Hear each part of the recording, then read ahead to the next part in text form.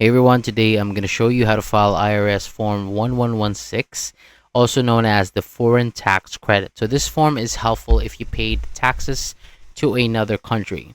Instead of paying tax twice, this form lets you claim a credit and lower what you owe to the Internal Revenue Service. So if you have income from outside the US, this is something that you may need.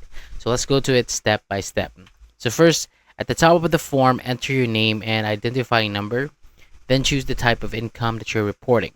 You'll see options like passive income or general income. Just check the box that matches your situation. Next is the part 1. So this is where you report your foreign income. Start by writing the name of the country where the income came from. Then enter the total income that you earn from that country. And if you have any expenses related to that income, include them here as well. So the goal here is to get your net foreign income. After that, move to part 2. This section is for the taxes that you already paid to that foreign country.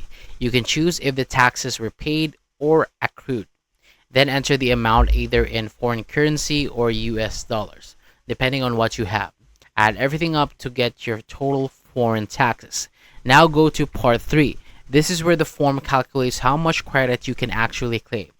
You'll bring over the totals from the earlier sections, apply the limits, and follow the lines carefully. So this part makes sure that your credit does not go over the allowed amount. And finally, in part 4, you summarize your credit based on the type of income. Then you transfer the final amount to your main tax return. And that is it. The main idea here is simple. Report your foreign income, list the taxes that you paid, and let the form calculate your credit. So thank you so much for watching. For more videos like this, hit the subscribe button below and I'll see you on the next video.